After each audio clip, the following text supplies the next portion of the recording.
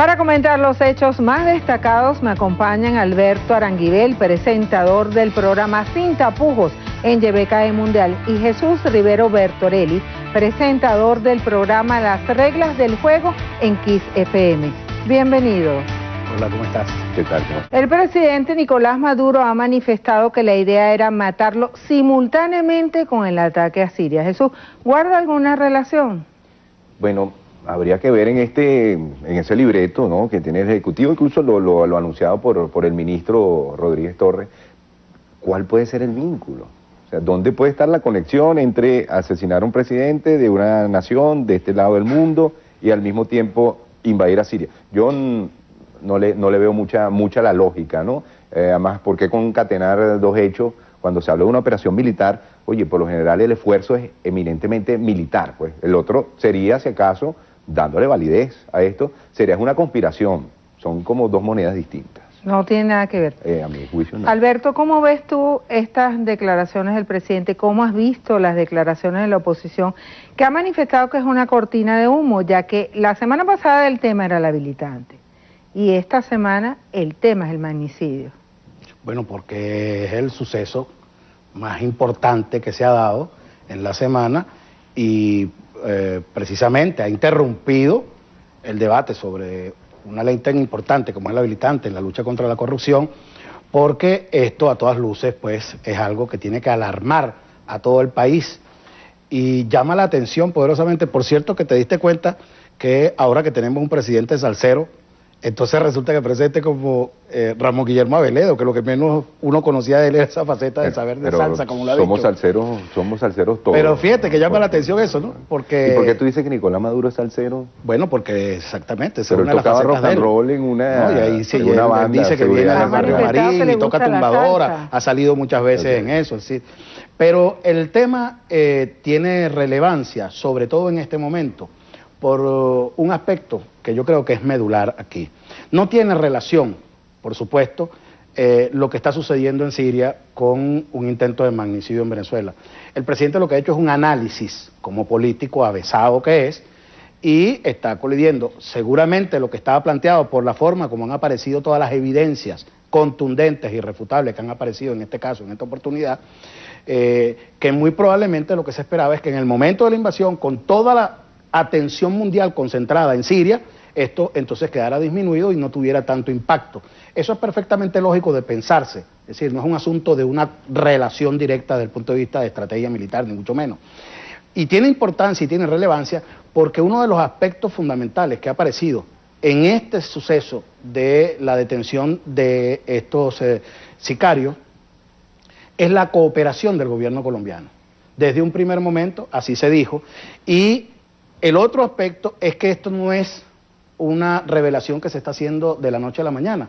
El mismo ministro Rodríguez Torres ha venido mostrando ante el país y el mundo a través de la prensa las distintas evidencias que se habían venido recabando en las últimas semanas hasta llegar a este punto. Lo que demuestra que la investigación y el proceso de pesquisa sí ha sido efectivo, serio y muy profesional. Pero el tema del magnicidio no es nuevo.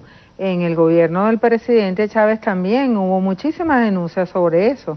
Bueno, pero es que exactamente, aquí hay una confrontación que está a la luz pública de modelos en los cuales hay factores poderosísimos que están enfrentados. Yo lo que siento es que es como muchas veces pasa que se va desgastando la misma jugada en el ajedrez. Eso es un viejo adagio. El que juega muy bien ajedrez o el que gana jugando ajedrez repite la jugada. El gobierno intenta repetir la jugada, ya está desgastada y siento que no ha tenido ese impacto, independientemente de que lo analicemos o tú pienses que están las pruebas fehacientes o más allá de que yo pueda pensar que se trata simplemente de una cortina de humo, el cómo lo recibe la población creo que es lo más importante. Pero ha tenido eco en la población. Pues yo recuerdo que en las primeras veces, en aquellos momentos en que había una foto del presidente en el aeropuerto, ¿te recuerdas?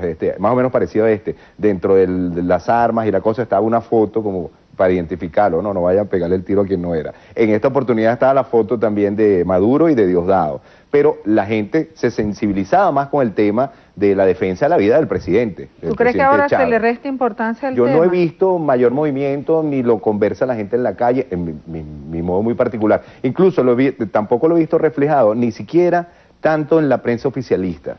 Pero fíjate que, como estamos hablando de comunicación, y eso es lo que nos convoca, hay que ver el asunto de cómo se enfoca el tema también, ¿no? Porque depende de cómo lo plantees tú, pudiera ser, o como dice Ramos Alú, por cierto, el personaje que tiene el emblema nacional del tipo que ha anunciado que va a presentar pruebas y nunca las presentó, ni siquiera con un asunto que él dijo que era un magnicidio que le habían intentado a él y lo que mostró fue una espoleta. Eso lo recuerda todo el país, ¿no? Le hicieron un rap incluso. Exactamente. Pero yo me refiero al hecho de que si son 43 veces que la Revolución Bolivariana ha dicho que ha habido un intento de magnicidio, pudiera ser también 43 fracasos de quienes han intentado el magnicidio, depende de cómo lo plantees comunicacionalmente, porque lo que yo creo en lo personal es que aquí lo que ha habido es un eficientísimo trabajo que ha desmontado algo que sí estaba planteado, y entonces eso es un fracaso para quienes lo habían montado, y muy probablemente eso es lo que dice el presidente Maduro cuando habla de el nerviosismo que ha demostrado la cantidad de voceros que tanto en el país como en Colombia han salido a tratar de burlarse Alberto, en esta oportunidad tal de vez hecho. Tiene que dedicarse tanto el gobierno a esto, a desmontar uno tras otro, tras otro, tras otro. Porque es su obligación. Los temas de magnicidio, y son 43 que ha desmontado, que ha abandonado otras funciones de gobierno, que es lo que la gente ve en la calle. Ahora, cómo está la situación. fíjense que el expresidente de Colombia le resta importancia a la denuncia del gobierno. Infamia de la dictadura. El castrochavismo toda la vida ha apelado a la infamia. No me pongas a responder infamias de la dictadura. Alberto, ¿tiene alguna relación el expresidente Álvaro Uribe Vélez en todo este plan de magnicidio? Si tú lo ves desde el punto de vista estricta y eminentemente periodística, tú te vas a referir solamente al hecho de la noticia de que aparecieron estos tipos capturados. Pero si tú ves la evolución que ha tenido todo esto, por supuesto que el primer señalado es Uribe, porque Uribe es quien ha estado montando reuniones en Colombia con los factores de oposición, tratando de articular acciones que él mismo dijo que iba a arreciar desde Colombia en contra de las posibilidades de la Revolución Bolivariana, antes de la elección presidencial del 7 de octubre, y lo ha hecho después. De modo que no es un asunto que se está urdiendo, digamos, no es una idea que se está trayendo por los pelos en esta ocasión. Es la consecuencia lógica de una actuación de varios personeros que han estado tratando de acabar con la Revolución Bolivariana y con la legitimidad del presidente Maduro. Jesús, ¿cuál podría ser el interés del expresidente de Colombia, Álvaro Uribe Vélez, de atentar contra la vida del yo creo que presidente Maduro? En el oficialismo confunden mucho, y es lo que nunca dice el oficialismo, por cierto, jamás lo pone en evidencia. El oficialismo ha sido muy hábil en estos 15 años, con el fallecido presidente Chávez a la cabeza, de no decirte jamás que el que piensa distinto, que el que disiente, ese no existe, o no debería existir. No es que lo van a eliminar físicamente. Álvaro Uribe tiene diferencias grandes, incluso verbales, lo acabamos de escuchar, ¿no? Con calificativos, ¿no? Acerca de comunismo, castrocomunismo, para el actual gobierno que tiene Venezuela. Él está en su derecho, siento yo, de disentir, de tener diferencias. Ahora, pensar... Es que no son diferencias. Él ha anunciado que se activaría en campaña contra la Revolución Bolivariana. Pero fíjate, quien va a cometer un delito de ese tamaño no lo va a publicar. Claro, ¿no? Entonces no veo cómo van a decir, es que él lo va a hacer porque dijo que lo iba a hacer. Él es el que lo va a matar porque él dijo que iba a tomar medidas. Él lo que está es en contra del gobierno. Eso es una cosa que yo siento que hay una distancia demasiado grande. Es muy arriesgado, es muy osado de parte del gobierno lanzar nuevamente este tema del magnicidio a la palestra, porque además... Pero no sé cómo se te ocurre que es audaz, osado. Sí, es osado. Cuando todas las reuniones están ahí, las han publicitado, son ellos. Han viajado hasta allá, se han reunido allá, han invitado actores de la oposición y la ultraderecha de toda Latinoamérica para Colombia. Lo ha declarado Uribe personalmente, y él mismo tiene un expediente nefasto de acciones que desde el mismo gobierno desde la creación del paramilitarismo, por ejemplo, lo señalan. Claro, entonces no es descabellado, como tú dices. Ahí es donde calza Uribe perfectamente dentro del discurso del gobierno. Uribe es una pieza que va perfecto en el rompecabezas de lo que dice el gobierno: paramilitarismo, extrema derecha, enemigos de la patria, el que no quiere pues a esta revolución. Ahora, si yo voy y me reúno con Uribe, supongamos ese caso, eso no tendría nada ni de bueno ni de malo. No es un argumento. Pero entonces sería descabellado decir que Posada Carriles es un terrorista de lo peor. Oye, Posada Carriles es desglosado también, porque es el mismo esquema. No. Es decir, si el tipo tiene un historial, se puede acusar. Pero y si Uribe tiene un historial, es perfectamente lógico que esté involucrado en esto. Es como poner a Posada Carriles con una especie de James Varias Bond, personas ¿no? se han confundido. Sí, bueno, el del apellido se parece. Con el Posada Capriles se lo he escuchado a varios. Y uno nombra mucho a Capriles, ¿no? Ahora, este señor, ¿cuántos años tiene?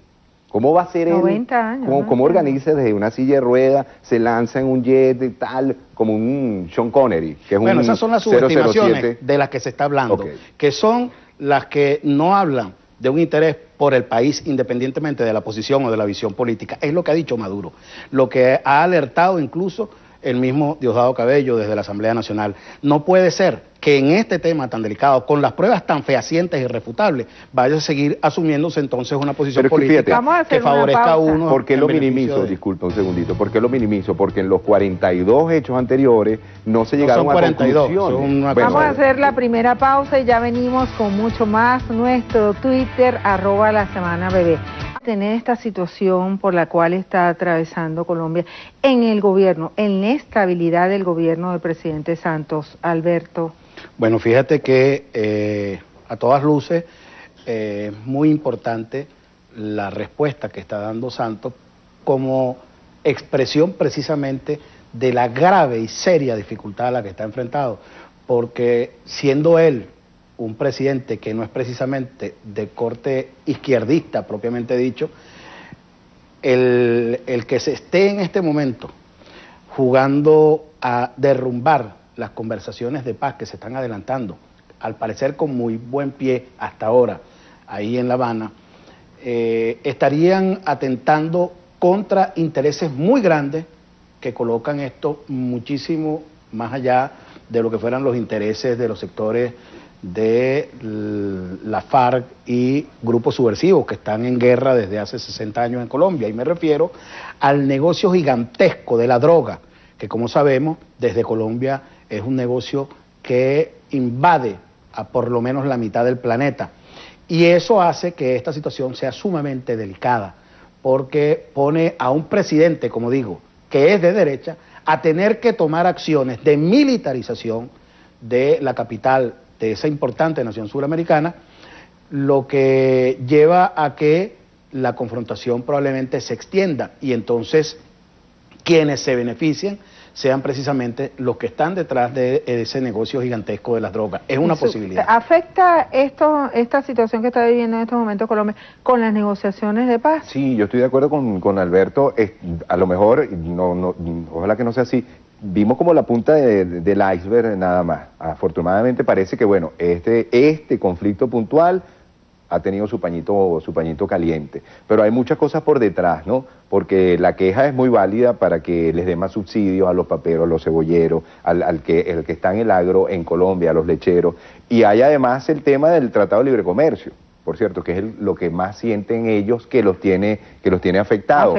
Porque han llegado pues esos productos desde afuera, con otro arancel, con otro precio que no los hace competitivos y literalmente pudieran quedarse sin trabajo. Pero es solo una parte de un rompecabezas complicado, porque las negociaciones de la FARC siento que venían pues con muy buen pie. Es obvio que fuesen lentas, porque ya los comentaba, son 60 años de conflicto, eso de la noche a la mañana no se puede pasar una página. Pero bueno, siguen unas cicatrices en Colombia que no tienen por qué sanar de un día para otro. Ojalá que la tomen como muy calmadamente, que no llegue el agua, la sangre al río, que no hayan disturbios, que no se alborote un sector de la población que tal vez no estaba llamado a ser el que tenía que manifestar, porque en principio cuando vimos las manifestaciones originalmente de los campesinos tenían un color, un tono, luego en Bogotá ya era otro grupo distinto como los universitarios, claro, por ejemplo, con una violencia más... Fueron los estudiantes, sí. Claro, pero Colombia es uno de los países con mayor pobreza en Sudamérica. Hay unas diferencias una distorsión grande. Fíjense que 2 jóvenes muertos y 196 heridos. Y los saqueos llevaron al alcalde de la ciudad a decretar toque de queda. Fíjate, eso es un aspecto importantísimo. Cuando estamos hablando del enfoque de los sucesos de esa naturaleza hoy en día en Latinoamérica. ¿Tú te imaginas si sucede una situación en Venezuela en la que se produzca una reacción con militarización y toque de queda en este momento? Una cosa que los venezolanos tenemos más que superada desde el punto de vista de nuestra conciencia política. Y me refiero a todos los venezolanos, me refiero tanto a los chavistas como a los antichavistas. Eso es un gran logro que tenemos en nuestro país, el nivel de politización, que desde siempre se vendió que era una cosa negativa. En el pasado se le decía a uno que el tema político no, eso era una cosa repugnante, había que dejarlo de lado, los políticos se despreciaban, pero hoy en día la gente está tan involucrada que se ha convertido en un activo de nuestra sociedad. Eso es lo que no ha sucedido en Colombia. En Colombia no ha habido posibilidad para la participación política y la forma en que se expresa un pueblo cuando no tiene la posibilidad de la participación política se desborda, pues, es que se desborda en esos términos, como pasó aquí en el pasado. Y al desbordarse no les queda otra que, bueno, apretar la tuerca de los militares en la calle. Dios quiera que logren una solución, pues, como la han venido encontrando, porque la verdad es que Colombia ha tenido también, si tiene estas diferencias como la tiene toda Latinoamérica, donde hay gente con mucho dinero, otra muy pobre, también ha tenido un crecimiento, un desarrollo, un buen ser, ¿no? En los últimos años. Claro, pero eso que hace que se profundicen las tensiones. Es decir, si ha habido un crecimiento desde el punto de vista de la industria, del comercio, y hay cada vez más pobres, eso aumenta la brecha y aumenta la tensión. Ahora vamos a cambiar el tema del Estado Mayor. ¿Se decreta la salud, Jesús? Yo creo que este es uno de los temas donde más se le ve la costura al gobierno, y no me refiero solo al reciente gobierno de Nicolás Maduro, sino toda la historia del chavismo, incluso puede sumar con deficiencias que ya venían de los gobiernos anteriores, que lejos de subsanarse van en aumento. De verdad que ya no se trata aquí solo de decir es un mal gobierno, sino de ponernos a buscar entre todos una verdadera solución, porque no es viable. Yo no entiendo cómo un venezolano, por ejemplo, que Alberto, que tú, que yo, o ni quiera Dios mañana nos enfermemos o tengamos alguna intervención, no podamos ir abiertamente a un hospital, como se hace en muchas otras partes del mundo. De hecho, como es un derecho constitucional, no solo de esta constitución aún, sino de todas la salud es lo primero, es lo primordial. Nuestros hospitales deberían ser unas tacitas de plata, y no digo solamente los grandes o barrio adentro, los pequeños, todos en líneas generales. Nosotros deberíamos asistir a una clínica ya como una cosa de un lujo realmente superfluo. No como ocurre, por ejemplo, en San Cristóbal, donde, como no funcionan los equipos de radioterapia, entonces tienen que hablar desde el hospital con los centros privados para llegar a un acuerdo, lo cual no está mal, por lo menos es una solución. Pero, como te decía al principio, siento que aquí es la verdadera pata coja, es la costura, una de las peores que se le nota al gobierno, porque yo no veo ningún justificativo en un gobierno con tanto dinero para que la salud esté en un estado tan precario. Alberto, esta situación de crisis es en varios hospitales del país, incluso hemos visto en los últimos días noticias de problemas en Margarita, o enfermos de cáncer que se tienen que venir a Caracas. O sea, es un problema, es una situación a nivel nacional. Bueno, fíjate, precisamente, llevándolo exactamente a la línea del texto de lo que ha sucedido desde el punto de vista noticioso, ustedes lo han planteado aquí. Tú has hablado del problema de los hospitales, como lo acaba de decir el doctor ahí Olivares en el video, y tú has insistido en ese tema. Un asunto es el problema de la salud y otro es el problema de los hospitales. Yo no quiero hacer con esto un juego de palabras, sino precisar lo siguiente. En Venezuela se está dando un proceso de transformación que se propone la Revolución Bolivariana. Es una propuesta de convertir el beneficio al que aspira la sociedad en un activo real a partir del hecho de la sensibilización por el ser humano. Eso fue lo que planteó Chávez desde un principio.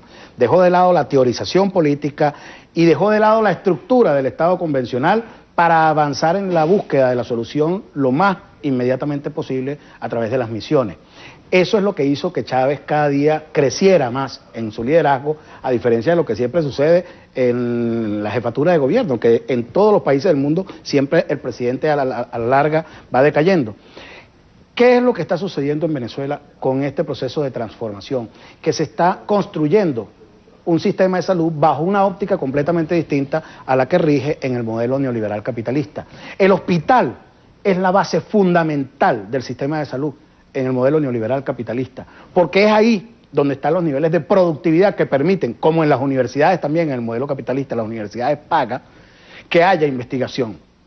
En este caso, un hospital, como lo acaba de decir esta misma semana el jefe del equipo médico del ex candidato Capriles en su programa de internet, refiriéndose a este tema, donde decía que era una tragedia nacional que hubiera no sé cuánta cantidad de camas en los hospitales vacías, es porque él lo está viendo desde la óptica del médico, que entiende que el hospital, para que sea productivo, tiene que estar lleno, es decir, tiene que haber más enfermos.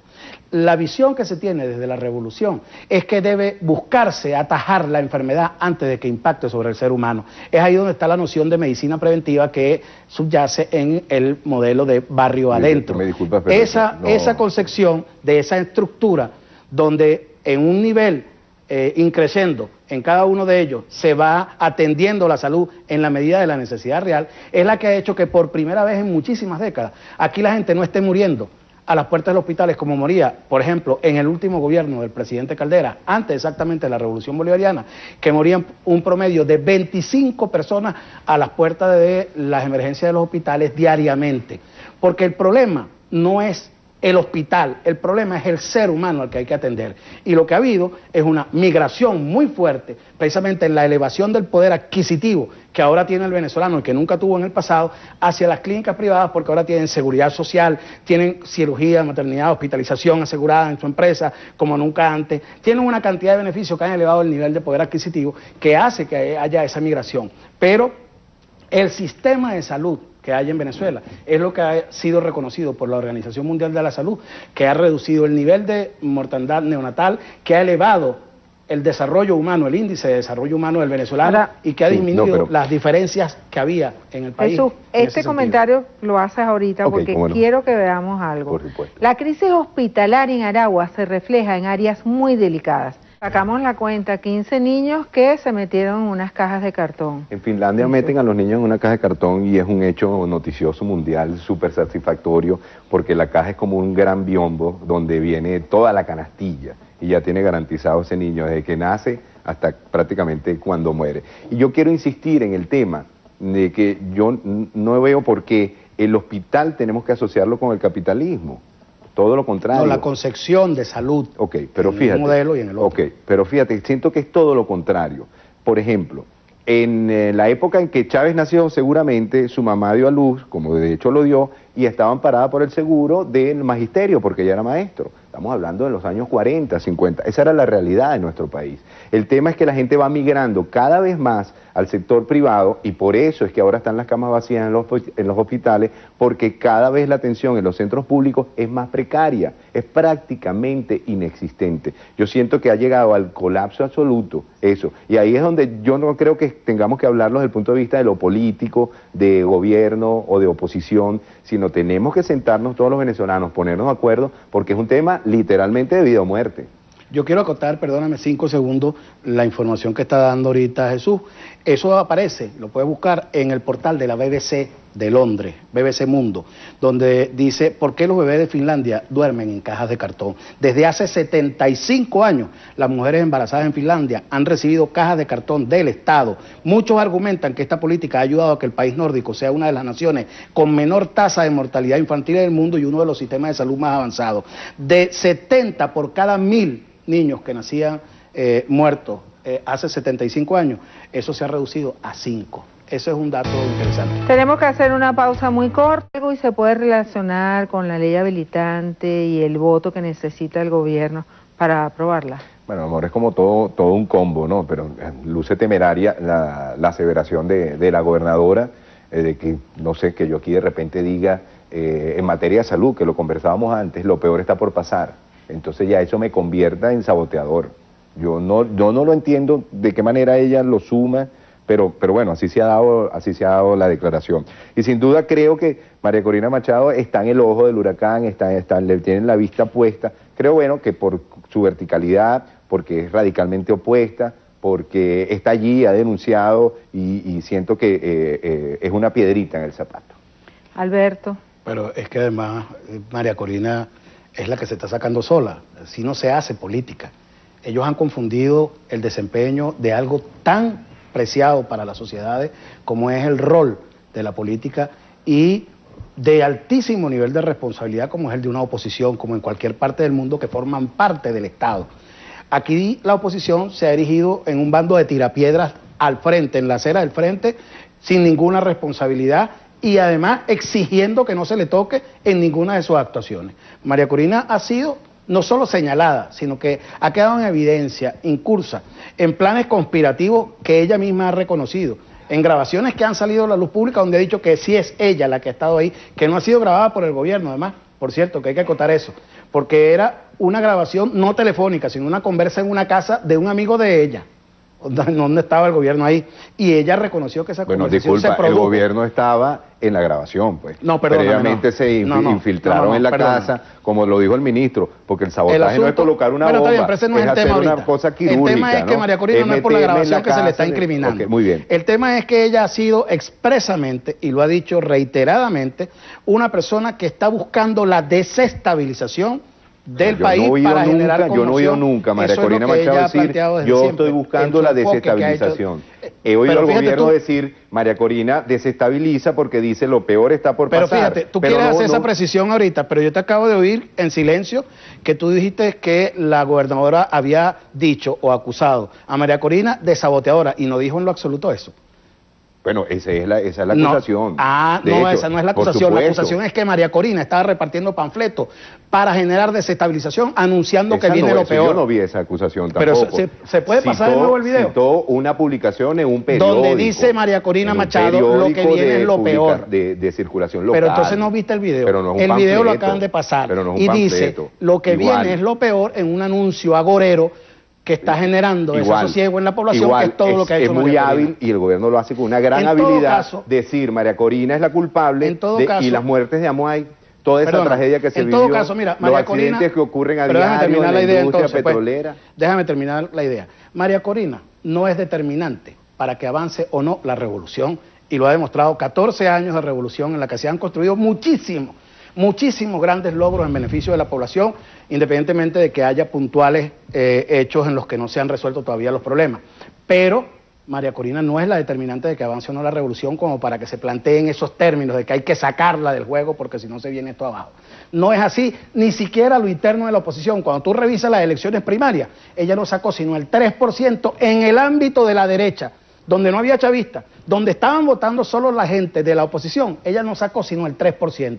Ella no es significativa en la política venezolana. Lo que pasa es que tiene mucha noticia, agarra muchos titulares, por eso, por lo escandalosa, por lo incendiaria que es en sus declaraciones. La que se está sacando es ella. Cambiamos de tema, tal como sucedió para las elecciones regionales del 16 de diciembre, el CNE dio luz verde para que algunos candidatos del PSUV voten donde fueron postulados, aunque no pertenezcan a esa jurisdicción. Migración pura y simple. Primero que hay que decir es que yo no voto en Panamá y tampoco voto en Perú. Yo voto en el colegio La Chinita de Maracaibo, en la parroquia Francisco Eugenio Bustamante, a 2 cuadras del barrio de mi infancia, del barrio de mi adolescencia. Es, por cierto, el centro electoral más grande de Maracaibo. Ahí voto yo. El CNE ya migró a estos candidatos. ¿Cómo ves tú esta decisión del máximo organismo electoral del país? En el caso de Miguel Pérez Pirela, tal vez él, como lo anuncia, votaba allí previamente. Pero pública y notoria vimos al Potro Álvarez votando en Baruta, en el mismo centro electoral de Capriles Radonqui, de hecho donde él argumentó que había habido una fuerte un saboteo o lo agredieron. Y ahora, como es candidato de Sucre, pues votará en Sucre. Yo siento que el CNE hace un trabajo interesante como un gran aliado del PSUV para desactivar a la oposición, para decirte aquí se hace lo que nos da la gana. Y es un arma de doble filo para la oposición, porque es difícil, fíjate, es difícil para la oposición vender el discurso, hay que votar pase lo que pase, aun cuando nos hagan trampa, porque si tú dices, bueno, si voto y me hacen trampa, ¿para qué voto? Estamos entrampados de alguna forma, ¿no? Pero es así lo veo yo. Voy a ir y si gano está bien, y si no, entonces yo incendio. Eso no es democrático en nada. Y lo que estamos tratando de construir, Jesús, es democracia. Pero ¿cómo lo haces democrático? Hermano, eso no es antidemocrático, eso es exactamente al revés. Lo que ha planteado la oposición con esto, la objeción que ha puesto es exactamente al revés. Eso favorece la democracia, porque estás moviendo un candidato en función de lo que sea el interés de un colectivo. Pero es solo de una parcialidad. Lo que está penalizado, lo que sería impúdico, lo que sería inmoral, es lo que hizo siempre Adeicopey, que es por debajo de cuerda, así no, que nadie yo no sé qué hizo Adeicopey siempre, yo te lo digo, yo te lo puedo decir. Pero ya un momento, porque yo quiero un país mejor, no un país que ya vivimos, en donde se venía... No me vuelvas a echar para atrás el asunto, yo estoy tratando de cerrar una idea, que es lo que es pecaminoso, lo que es indebido. No te parece indebido, fíjate. Escondido. Mira, pero tú lo estás haciendo a la luz pública y es un candidato que estás moviendo, eso fortalece la democracia en la medida que está respondiendo. ¿Cómo va a fortalecer la democracia? Claro que sí, fortalece las aspiraciones de ese partido. Tú no puedes vetar al elector solamente a quien quiere elegir. Pero entonces ábremelo para todo, ábreme el registro y que Pedro López y Juanita Pérez se inscriban y se cambien. Si la oposición tiene un candidato que tiene que mover y se lo niegan, yo acepto la objeción. Pero eso no ha sucedido porque... No están abiertos los lapsos. Segundo, no, te pongo otro caso que dejamos por fuera, que fue muy grave. Que mover un candidato, cerraban los lapsos para inscribir los candidatos, y como en el PSUV había una diferencia. Que el CNE favorece al PSV. No, el PSV tiene que mover unos candidatos, otra cosa distinta. Y entonces el CNE abre los lapsos. Que lo hace, pero lo hace bajo la autoridad que es, el poder electoral. Pero no lo está haciendo soterradamente. Pero ya lo intentó la oposición en otras oportunidades y no varió los lapsos. Lo que te quiero decir es que no es fraude. No es fraude, porque lo está haciendo la autoridad y a la luz pública. Lo que es fraude es hacer una cosa escondida por debajo, como siempre se hizo con el acta Matamoros. Tú también puedes hacer un fraude por encima, como lo hace el CNE, que descaradamente te dice, yo tengo una parcialidad. Yo tengo una parcialidad y usted compite así. Tener una parcialidad es un derecho ciudadano, civil, consagrado constitucionalmente. Pero no para las instituciones. Chicos, antes de concluir, les comentamos que se cumplieron 50 años del discurso de Martin Luther King.